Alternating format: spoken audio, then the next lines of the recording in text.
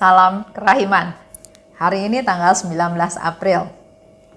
Kita akan baca dari dua nomor, 859 dan 860. Kita mulai dalam nama Bapa dan Putra dan Roh Kudus. Amin. 859. Krakow, Pratnik, 1 Januari 1937. Yesus, Engkau andalanku. Hari ini tengah malam, aku mengucapkan selamat tinggal kepada tahun lama 1936 dan menyambut tahun 1937. Pada jam pertama tahun baru ini, dengan takut dan gemetar, aku menghadapi masa yang baru ini.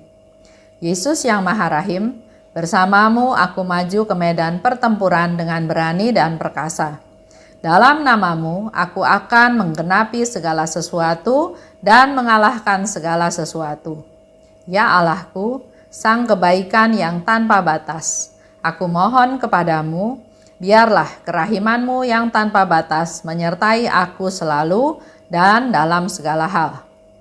Begitu memasuki tahun baru ini, ketakutan akan kehidupan menguasai hatiku. Tetapi Yesus membawa aku keluar dari ketakutan ini dan membuat aku mengetahui betapa besarnya kemuliaan yang akan dihasilkan oleh karya kerahiman ini kepadanya. 860. Dalam kehidupan ini, ada waktu-waktu saat jiwa menemukan penghiburan hanya dalam doa yang khusyuk. Semoga jiwa-jiwa mampu bertahan dalam doa pada saat-saat seperti ini. Ini sangat penting. Jadi di sini sekarang Suster Faustina sedang sharing ya. Ternyata di malam tahun baru itu dia ada di rumah sakit di Pratnik. Berarti kondisinya waktu itu juga sudah semakin hari semakin parah. Ini terjadi 1937, dia meninggal 1938. Jadi kira-kira hampir 2 tahun kemudian ya dia meninggal. Karena sakit TBC yang dia derita itu makin lama makin membuat kondisi badannya dia makin lemah. Pada jam pertama di tahun yang baru itu, dia katakan dengan takut dan gemetar, aku menghadapi masa yang baru ini. Dia juga nggak tahu apa yang akan terjadi. Tapi mungkin dengan kondisi badannya, dengan kondisi fisiknya, dengan keinginannya, dengan harapannya, dengan banyak hal ya yang dia pikirkan, dia merasa takut dan gemetar. Tapi hal ini tidak membuat dia berlama-lama. Dia langsung berkata bahwa Yesus, bersamamu aku maju ke medan pertempuran dengan berani dan perkasa. Kalau kita mengandalkan diri kita sendiri, kita akan takut. Nggak tahu apa yang akan terjadi besok. Nggak usah besok ya, nanti sore akan terjadi apa? Nggak ada yang tahu. Contoh yang gampang, mereka sedang jalan-jalan di puncak gunung, tiba-tiba longsor, ketimpa longsoran, gunung meletus, atau banjir rob, banyak hal ya yang tidak terduga yang terjadi dengan tiba-tiba. Begitu pula dengan Suster Faustina, dia masuk ke tahun yang baru, ada ketakutan, tapi dia langsung bilang, bersama Engkau Yesus, aku akan masuk ke medan pertempuran dengan berani dan perkasa. Dalam namamu, aku akan menggenapi sesuatu dan mengalahkan segala sesuatu. Jadi dia sudah sungguh-sungguh menyerahkan hidupnya dalam Tuhan. Dia hanya mengandalkan Tuhan sehingga dikatakan dengan namamu, dalam namamu, bersama Engkau, aku akan menggenapi segala sesuatu yang harus terjadi. Tapi juga aku akan mengalahkan segala sesuatu. Jangan takut. Maju terus ya bersama Tuhan.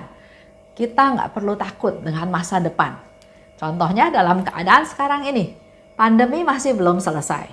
Bahkan di beberapa negara ada mulai lagi ya lockdown. Lockdown total karena ternyata ada klaster baru yang mengalami COVID-19. Aku mohon padamu, biarlah kerahimanmu yang tanpa batas menyertai aku selalu dan dalam segala hal.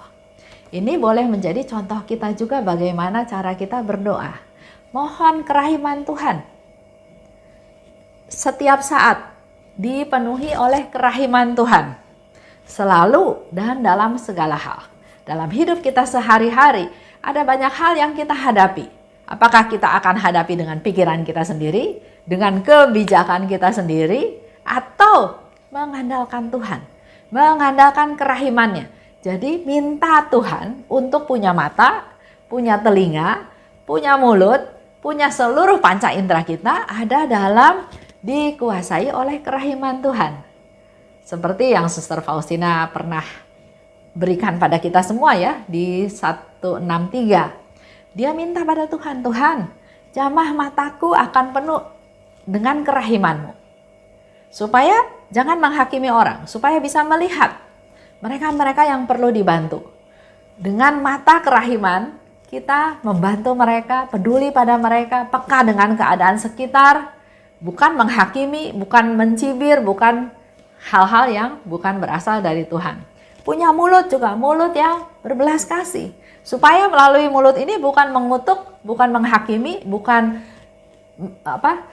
menuduh, tapi apa yang harus kita katakan? Suatu penghiburan, suatu hal yang menguatkan. Dia minta supaya kerahiman-Mu yang tanpa batas selalu dan dalam segala hal menyertai aku. Kerahiman Tuhan harus menjadi pola hidup kita sehari-hari, nyata dalam tindakan kita sehari-hari. Memasuki tahun yang baru ini, ketakutan akan kehidupan menguasai hatiku. Tapi Yesus membawa aku keluar dari ketakutan ini. Jadi buat Bapak Ibu yang sekarang mengalami ketakutan, wajar ya. Tapi harus ada tindakan lebih lanjut. Seperti yang Suster Faustina katakan, dia serahkan, dia andalkan Tuhan. Dan karena mengandalkan Tuhan, karena menyerahkan semuanya pada Tuhan, maka Yesus akan menarik kita keluar dari ketakutan-ketakutan tersebut. Dan membuat aku mengetahui betapa besarnya kemuliaan yang akan dihasilkan oleh karya kerahiman ini kepadanya. Suster Faustina melihat sesuatu di masa yang akan datang bahwa betapa besar kemuliaan yang akan dihasilkan melalui kerahiman ini.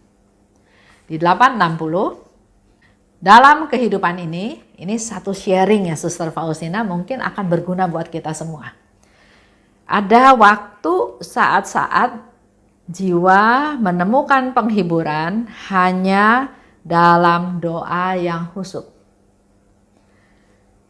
Kalau kita mengalami masalah, kadang ada yang menganjurkan ya, coba bicara dengan konselor ya, melakukan konseling, mendapatkan nasihat-nasihat, advice atau masukan-masukan untuk menghadapi permasalahan yang ada.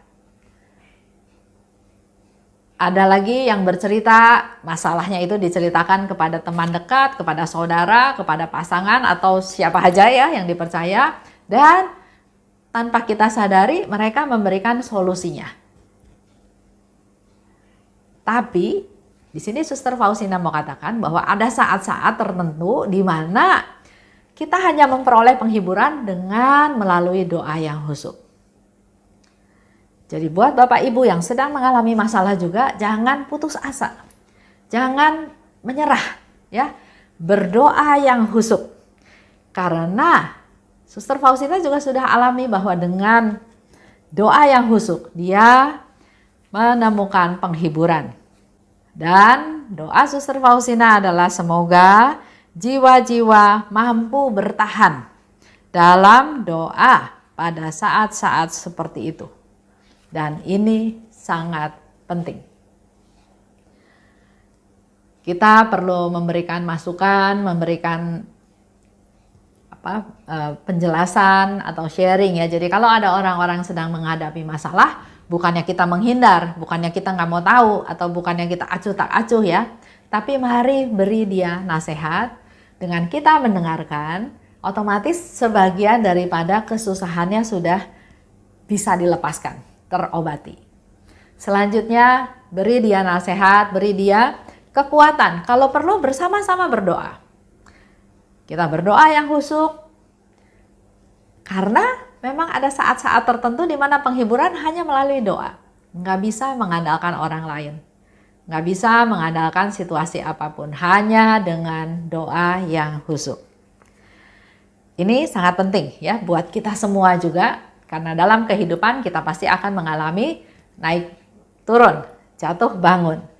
Mari kita ingat bahwa di saat-saat tertentu penghiburan hanya dengan doa. Dan doa yang khusyuk. Percaya pada Tuhan, mengandalkan Tuhan. Yesus, Engkaulah andalanku. Amin. Dalam nama Bapa dan Putra dan Roh Kudus. Amin. Salam kerahiman.